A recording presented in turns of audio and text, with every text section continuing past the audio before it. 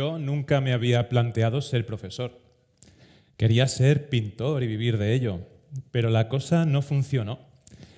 Y puesto que la necesidad obliga, que en latín se decía mandat opus, de donde viene nuestro manda huevos, opté por la docencia como salida laboral y me encantó desde el primer momento, a pesar de las dificultades con las que me he ido encontrando en mis 18 años de experiencia. Si me escucháis hablar en idiomas extraños, no os preocupéis, es perfectamente normal y ya se me pasará. ¿O no? El escritor romano Plinio el Viejo consideraba que todo el tiempo que no se dedicara al estudio era tiempo perdido. Que para que se entienda mejor, diré en el latín original: omne tempus perire arbitrabatur, quod studiis non impenderetur. Según esta afirmación, mis alumnos de bachillerato pierden mucho el tiempo, ya que se pasan el día jugando a videojuegos, mirando TikTok, Instagram, WhatsApp, buscando un placer inmediato que confunden con la felicidad. Hoy daré unas pinceladas sobre cómo esto repercute negativamente en la enseñanza y explicaré qué estrategias suelo usar en bachillerato para combatir sus efectos.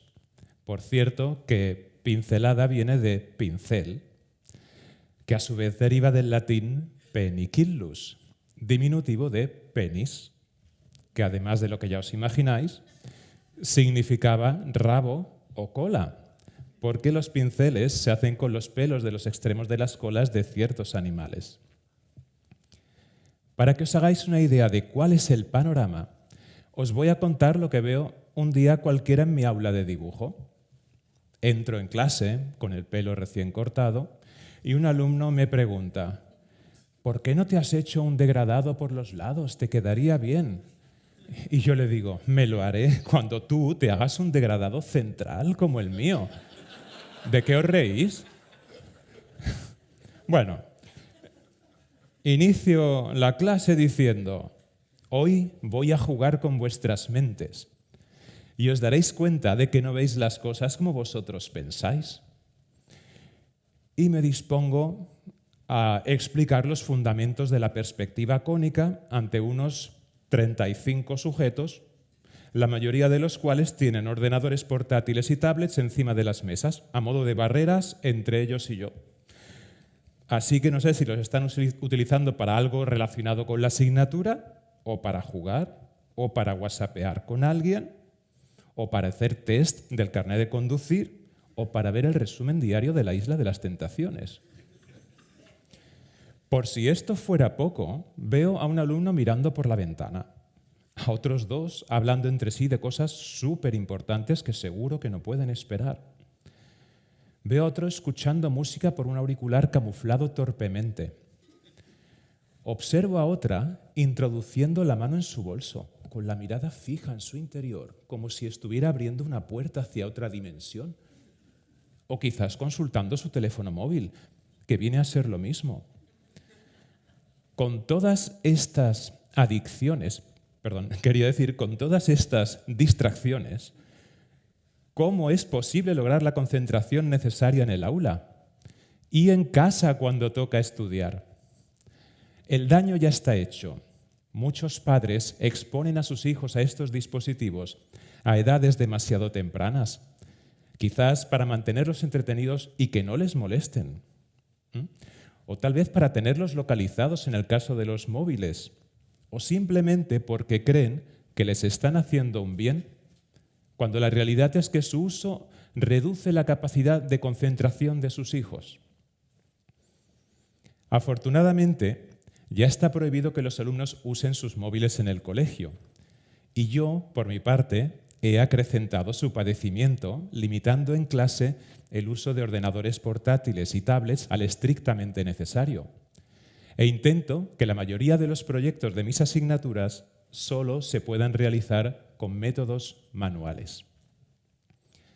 Pero como os estaba contando, cuando comienzo la explicación sobre la perspectiva cónica, algunos alumnos levantan la mano con impaciencia, como si su pregunta fuera urgentísima.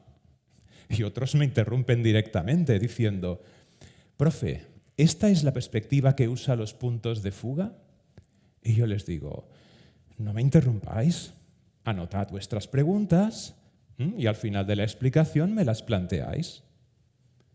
Sigo con la clase, pero al poco rato me vuelven a interrumpir, adelantándose a los acontecimientos. Profe, ¿y qué pasaría si la altura del objeto superara el horizonte? Y yo les digo, ¿hacéis lo mismo cuando estáis viendo una película? ¿Estáis preguntando constantemente qué va a suceder a continuación? Y me responden que sí. Al estar habituados a recibir recompensas placenteras inmediatas, no están desarrollando la capacidad de ser pacientes para seguir una explicación de principio a fin.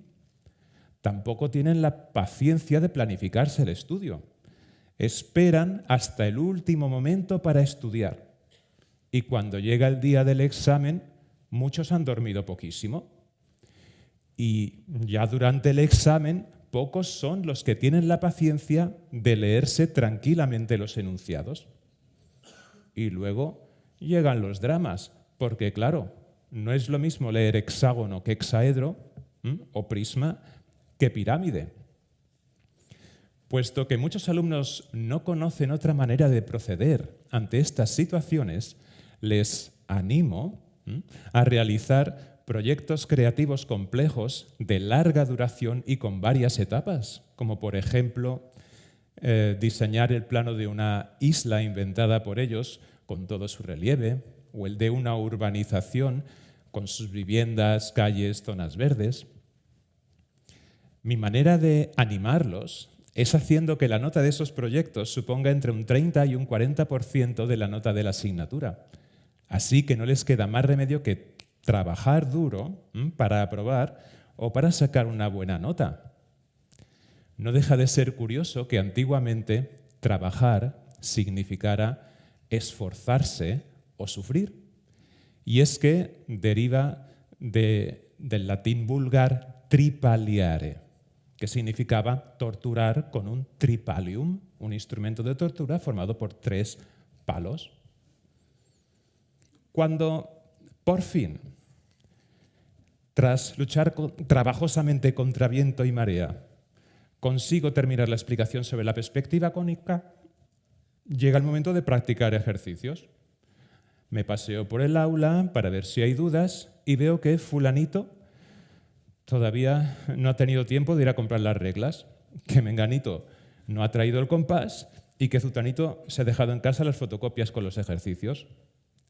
Ante esta falta de iniciativa, estando ya en bachillerato, yo les pregunto, ¿qué podríais hacer para traer todo el material necesario? Y se quedan pensando como si el problema no tuviera solución. Y entonces les digo, ¿no podrías haberte puesto un recordatorio en el móvil? ¿Y tú? Si no podías ir a comprar el material, se lo podrías haber encargado a un compañero de clase y darle el dinero después. Se ahogan en un vaso de agua, ya que están acostumbrados a que sean otros quienes les resuelvan los problemas.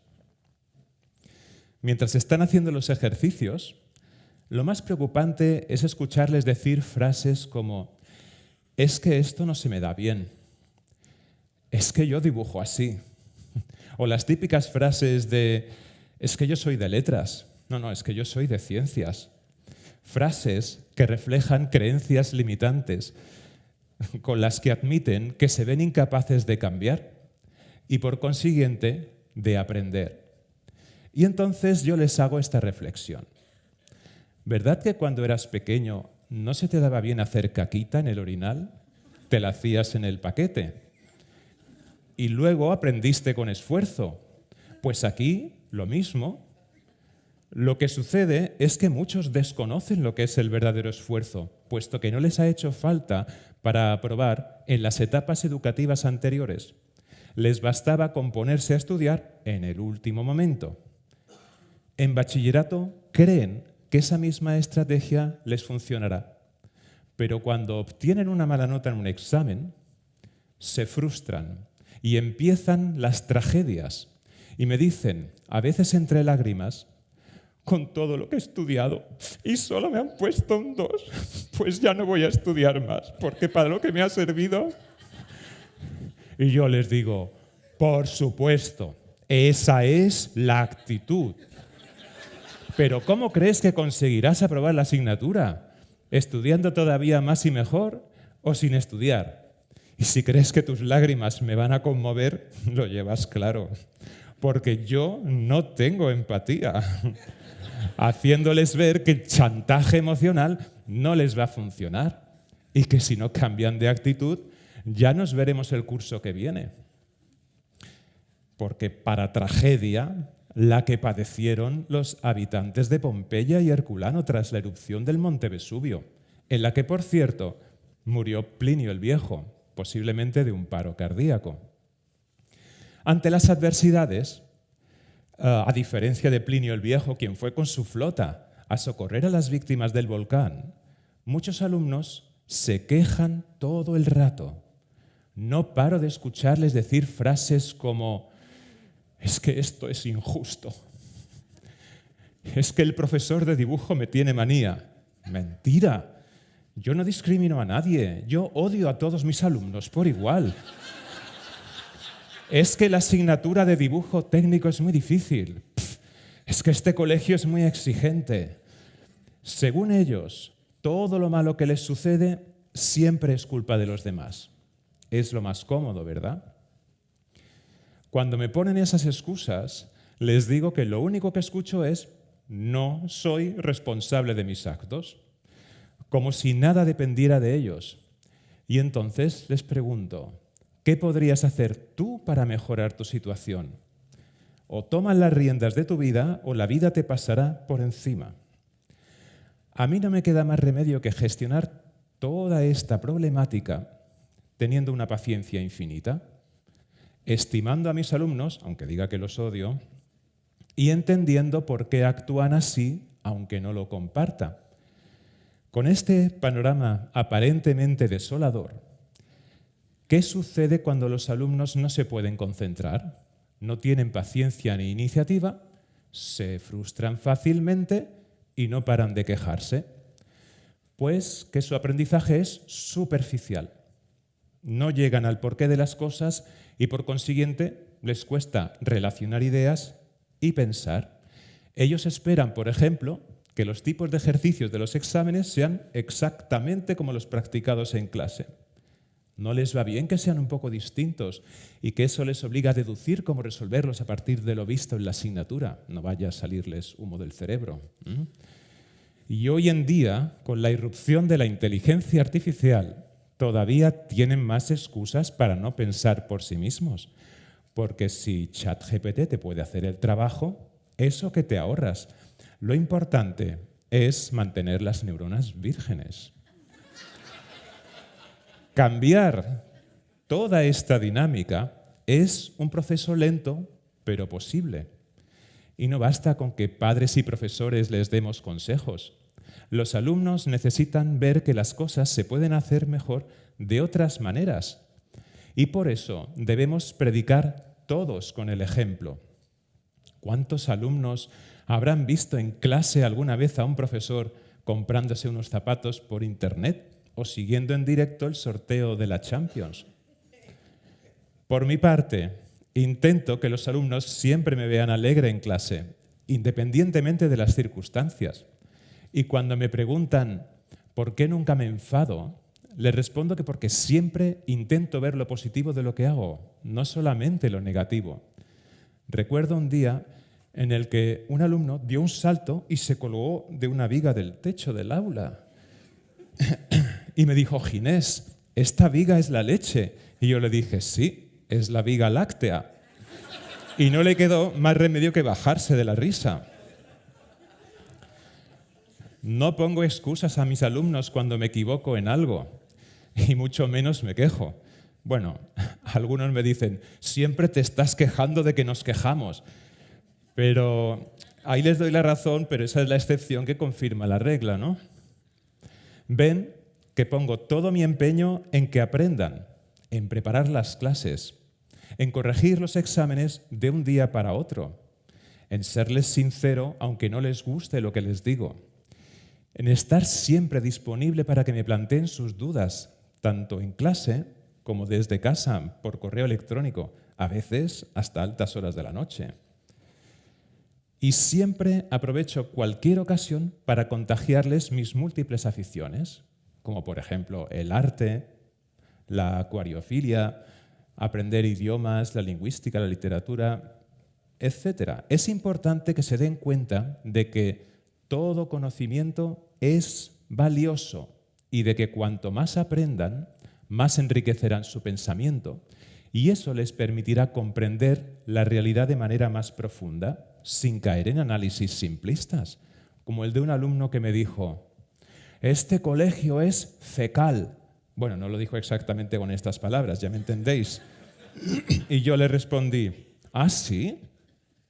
Escribe en un papel los aspectos positivos y negativos del colegio». Y tras pensarlo un rato me dijo: «No se me ocurren aspectos negativos». Su razonamiento simplista era: este colegio es fecal porque me obliga a hacer cosas que no quiero, como si aprender consistiera en hacer siempre lo que nos gusta. El aprendizaje es un largo y arduo camino que solo los alumnos pueden recorrer y para el que no existen atajos ni fórmulas mágicas. Y uno de los mayores problemas es que hay alumnos que creen que pueden alcanzar la cima del Everest en ascensor. Pero ese ascensor no existe y no les hemos enseñado a escalar, a perseverar, a caerse y volver a levantarse.